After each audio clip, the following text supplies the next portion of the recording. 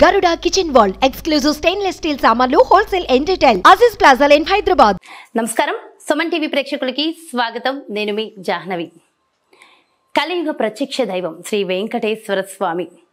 ఆ స్వామిని కల్లారా ఒక్క నిమిషం దర్శిస్తే చాలు మన జన్మధన్యం అనుకుంటాం కదా. అటువంటిది దాదాపుగా 40 సంవత్సరాల పాటు ఆ స్వామి సన్నిధిలో ఉంటూ నిత్యము కూడా ఆ స్వామిని దర్శిస్తూ ధ్యానిస్తూ అర్చిస్తూ చేస్తున్న అక్కడున్నటువంటి అర్చకులు ఎన్నెన్ని జన్మల పుణ్యం చేసుకున్నారో కదా, వారి జన్మధన్యం. అయితే తిరుమలలో నిత్యము కూడా ఎన్నో అద్భుతాలు జరుగుతూ ఉంటాయి. మరి ఆ అద్భుతాల గురించి, అక్కడున్నటువంటి విషయాల గురించి, ప్రస్తుతం జరుగుతున్న విశేషాల గురించి పూర్తి వివరాలు మనకు అందించడం కోసం మనతో ఉన్నారు తిరుమల దేవస్థాన ప్రధాన అర్చకులు, మనందరికీ సుపరిచితులు రమణ దీక్షితులు గారు ప్రస్తుతం మనతో ఉన్నారు. మాట్లాడేద్దాం. నమస్కారం గురుగారు. నమస్కారం గురుగారు, చాలా సంతోషంగా ఉందండి మీతో మాట్లాడడం. అంటే స్వయంగా ఆ స్వామి సన్నిధిలో దాదాపుగా 49 సంవత్సరాలు మీరు ఆ స్వామి సేవలో ఉన్నటువంటి మీరు అంటే ప్రత్యక్షంగా మాకు నిజంగా దేవదూత లాంటి వారు. సో నిజంగా మీతో మాట్లాడడం చాలా సంతోషంగా ఉంది. అయితే గురువుగారు, వెరీ రీసెంట్గా నేను ఒక ట్వీట్ చూశాను.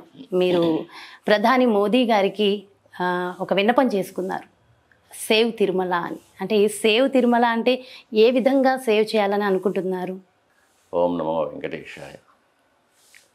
తిరుమల శ్రీవారి సన్నిధి అనేది నభూతో నభవిష్యతి. ఈ భూమండలంలోనే కాకుండా విశ్వాంతరాళల్లో ఇంతటి పవిత్రమైన ప్రదేశం కానీ, ఇంతటి వరప్రదాయమైన భగవంతుడు కానీ లేరనేది ఆగమశాస్త్ర వాక్కు. వెంకటాద్రి సమం స్థానం బ్రహ్మాండే నాస్తికించనాత్, వెంకటేశ సమో దేవో నభూతో నభవిష్యతి అని. స్వయంభవ మన్వంతర కాలం నుంచి ఇప్పుడున్న వైవస్వత మన్వంతరం నుంచి వరకు ఎన్నో మహాయుగాలు గడిచిపోయాయి. స్వామివారు అర్చావతార స్వరూపంగా భూమండలానికి వేంచేసి మానవులను ఉద్ధరించడం కోసమే ఈ శ్వేతవరాహ కల్పం చివరి వరకు ఉంటానని బ్రహ్మాది దేవతలకు మాట ఇచ్చి ఇక్కడే స్థిరమైన నివాసం ఏర్పరచుకున్నట్టు మనకు ఆగమశాస్త్రం చెప్తుంది. అష్టాదశ పురాణాలు కూడా చెప్తున్నాయి. స్వామివారికి నిత్యం వైఖానస ఆగమ శాస్త్రోక్తంగా ఆరాధన కార్యక్రమాలు జరుగుతూ ఉంటాయి. సాక్షాత్తు శ్రీ మహావిష్ణువు యొక్క ప్రతిరూపమైన విఖనస మహర్షి మనకు ప్రసాదించిన ఆగమశాస్త్రం అంటే స్వామివారికి మనం జరపవలసిన నిత్య కైంకర్యాలు, విశేష కైంకర్యాలు, ఉత్సవాలు, ఆస్థానాలు, నిత్యోత్సవ, పక్షోత్సవ, మాసోత్సవ, సంవత్సరోత్సవాలు, వీటన్నిటిని గురించి కూడా ప్రసాదించున్నారు ఆగమశాస్త్రంలో. అలాగే అర్చకులకు విధులు, అర్చకుడు ఎన్ని సంస్కారాలు చేసుకోవాలి, పుట్టినప్పటి నుంచి కూడా ఈ ఆగమశాస్త్రంలో ఎలా నేర్చుకోవాలి, క్రియాభాగం, మంత్రభాగం తన తండ్రి వద్ద కానీ, తాతగారి వద్ద కానీ, గురువుల వద్ద కానీ నేర్చుకుని స్వామివారికి ఎలా చేయాలి అనేది మనకు నిర్దేశించున్నారు. దాని ప్రకారమే ఈ రోజు వరకు కూడా స్వామివారికి ఆగమోక్తమైన కైంకర్యాలు జరుగుతున్నాయి. కానీ ఒక విచారకరమైన విషయం ఏంటంటే, భగవంతుడు సర్వవ్యాపి అని, ఈ భౌతికమైన పరిమాణాలకు అతీతుడని, యుగయుగాంతరాలు సర్వవ్యాపిగా సర్వాంతర్యామిగా ఉండే భగవంతుడు మనం జరిపే పూజల వల్ల సంతృప్తి చెంది ప్రసన్నుడై ఉండి మనకు అనుగ్రహం కలుగు చేస్తారనేది ఆగమశాస్త్రం, మన సాంప్రదాయం కూడా. కానీ స్వామివారికి జరగవలసిన కార్యక్రమాలన్నీ కూడా కొన్ని నిర్దిష్టమైన వేళల్లో, నిర్దిష్టమైన కాలమానాల్లో జరపాలనేది ఆగమశాస్త్రం. కానీ మనం మన అవసరాలకు, మన పరిస్థితులకు తగినట్టుగా శ్రీవారి యొక్క కైంకర్యాలను జరపవలసిన కాలాలను, వేళలను, దాని యొక్క మిగిలిన వివరాలను కూడా మనం నిర్లక్ష్యపరిచి మన అవసరాలకు తగినట్టుగా మార్చడం అనేది మాత్రం చాలా శోచనీయమైన విషయం. మన తండ్రి గారికి కానీ, మన తాతగారికి కానీ, మన తల్లిగారికి కానీ మనం ఇంట్లో ఎలా సపర్యలు చేస్తామో అంతకన్నా ఎక్కువగా భగవంతుడికి చేయాలనేది ఆగమశాస్త్రం. అటువంటిది నిర్లక్ష్యపరిచి స్వామివారిని కైంకర్యాలను సరిగ్గా జరపనీయకుండా చేయడం అనేది ఇది అజ్ఞానం వల్ల, అహంకారం వల్ల జరిగే ఒక విపరీతం. అలాంటివి జరగకూడదనేది, అలాగే ఆగమశాస్త్రంలోని వాస్తు ప్రకారంగా విమానార్చన కల్పమని మరీచి మహర్షి మనకు ప్రసాదించిన ఆలయ ఆగమ వాస్తు శాస్త్ర ప్రకారంగా మనం కట్టిన దేవాలయాలను మనం మన సౌకర్యానికి తగినట్టుగా కూలదోయడం కానీ, తిరిగి పునర్నిర్మించడం కానీ ఇలాంటివి చేసినప్పుడు కూడా వాస్తు మారి ఎన్నో వైపరీత్యాలు జరిగే అవకాశం కూడా ఉంటుంది. కాబట్టి మనం స్వామివారికి, ఆగమ శాస్త్రానికి, ఆ ఆగమ శాస్త్రాన్ని పాటించే అర్చకులకు, వారి అభిప్రాయాలకు కూడా మనం తగిన విలువ ఇచ్చి ఈ సాంప్రదాయాలను కాపాడి మనం ఎప్పుడు స్వామివారిని ప్రసన్నపరుచుకుంటామో అప్పుడే వచ్చిన భక్తులందరికీ కూడా స్వామివారి యొక్క పూర్ణమైన అనుగ్రహం కలుగుతుంది. వారి ఇష్టాలు నెరవేరుతాయి. వాళ్ళు మళ్ళీ మళ్ళీ పునర్దర్శనం కోసం వస్తూ ఉంటారు. స్వామివారి దేవాలయం భక్తులతో కళకళలాడుతూ ఉంటుంది. ఈ విషయాన్ని మనం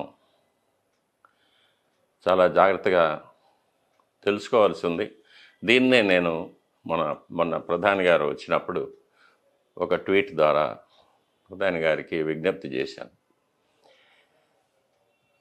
ఒక ఆగమశాస్త్ర సలహాదారుగా నేను చెప్పిన సలహాలను పాటించకుండా అధికారులు కానీ, నాయకులు కానీ వారి రాజకీయ పరపతి కోసమో లేకపోతే అధికార పరపతి కోసమో, స్వార్థం కోసం స్వామివారి దేవాలయాన్ని, స్వామివారిని వినియోగించుకోవటం కూడా చాలా మహాపచారం. స్వామివారు శాశ్వతుడు. మనం రాకముందు ఉన్నారు, మనం ఉన్నప్పుడు ఉన్నారు, మనం వెళ్ళిన తర్వాత కూడా స్వామివారు ఉంటారు. స్వామివారి భక్తులు ఉంటారు, స్వామివారి దేవాలయం ఉంటుంది, స్వామివారికి ఆగమ శాస్త్రం ఉంటుంది, అర్చకులు ఉంటారు. కానీ మనం ఉండం. ఈ విషయాన్ని గుర్తుంచుకొని దానికి సంబంధించిన వారందరూ కూడా స్వామివారి కైంకర్యాలను ఆగమశాస్త్ర రీతిగా జరిపి స్వామివారిని సుప్రసన్నపరిచి వచ్చిన భక్తులందరికీ మంచిని కలుగజేయాలనడం నా ఉద్దేశం. అయితే గురువుగారు, ఈ విషయంలో ప్రజలు కానీ స్వామివారి భక్తులు కానీ చేయవలసిన సహాయ సహకారాలు ఏమైనా ఉంటాయంటారు ప్రజల నుంచి? ఒక చిన్న ఉదాహరణమ్మ, మనకు ఒక చిన్న వ్యాధి వచ్చినప్పుడు మనం డాక్టర్ గారి దగ్గరికి వెళ్తాం. వైద్యులకు లక్షణాలు చెప్తాం. దానికి ఇవ్వవలసిన ఔషధాలు కానీ, ఆహారపు నిర్బంధాలు కానీ ఏర్పరచడం అది వైద్యుల యొక్క విధి. వారు దానికని వైద్యశాస్త్రం చదువుకొని ఉంటారు, వేల మంది రోగులను చూసుంటారు. కాబట్టి ఆ అనుభవంతోనూ వైద్యశాస్త్రం చదివిన జ్ఞానంతోనూ వారు మనకు వైద్యం చేస్తారు. మనకు ఆ వైద్యం, ఆ రోగం నుంచి విముక్తి కలుగుతుంది. అలాగే ఆలయం, భగవంతుడు, ఆయనకు జరగవలసిన అర్చనాది కార్యక్రమాలు, వీటిని గురించి క్షుణ్ణంగా తెలిసిన ఆ వైఖానస అర్చక కుటుంబాల నుంచి వచ్చిన వారికి వారి అభిప్రాయాలను తీసుకొని దాని ప్రకారంగా నడుచుకోవడం అనేది అధికారులకు కానీ సంబంధపడిన వారికి కానీ చాలా శ్రేయస్కరం కూడా. ఇందులో మనం ఒక వ్యాధి వచ్చినప్పుడు వైద్యుడిని సంప్రదించకుండా మనకు మనమే మందులు తీసుకోవడం అనేది చాలా ప్రమాదకరమైన విషయం. అది ఎటువైపైనా జరుగుతుంది. కాబట్టి అలా కాకుండా ఆలయంలో కూడా ఏదైనా మార్పులు, మిగిలిన విషయాలు ఏదైనా చేయవలసి వస్తే ఆగమ శాస్త్రాన్ని క్షుణ్ణంగా తెలుసుకున్న వారి యొక్క అభిప్రాయాలను తీసుకొని చేయడం మంచిది. ఇందులో ముఖ్యంగా ఎవరు కానీ దృష్టి పెట్టవలసింది, మొదటిది స్వామివారికి అపచారం జరగకుండా ఉండాలి. అందువల్ల భక్తులకు ఎటువంటి చేటు కలగకుండా ఉండాలి. అదే కాకుండా ఆగమశాస్త్రం ఏం చెప్తుందంటే, స్వామివారికి అపచారం కానీ అపరాధం కానీ జరిగినప్పుడు అకాల వేళల్లో పూజలు కానీ, అకాల వేళల్లో నైవేద్యాలు కానీ, లేకపోతే నైవేద్యాలు చేయవలసిన కొలతలతో చేయకపోవడం వల్ల కానీ స్వామివారికి అపచారం జరుగుతుందని స్వామివారు క్రుద్ధో భగవాన్ హరిహి, స్వామివారికి ఆగ్రహం వస్తుందని, అందువల్ల భక్తులకు కానీ తర్వాత ఇది జరపడానికి కారణంగా ఉన్నవారిని స్వామివారు శిక్షిస్తారని, దీనివల్ల రాష్ట్రంలో కూడా సంక్షోభాలు కలుగుతాయని, ప్రకృతి వైపరీత్యాలు కలుగుతాయని, రాజులకు కీర్తి నాశనం, యశోనాశనం, ద్రవ్యనాశనం జరుగుతుందని ఆగమశాస్త్రం చెప్పబడుతుంది. అందువల్లే పూర్వం చక్రవర్తులు మహారాజులందరూ కూడా రామాయణంలో తీసుకుంటే వశిష్ఠ మహర్షి దశరథ మహారాజుకు సలహాదారుగా ఉంటారు.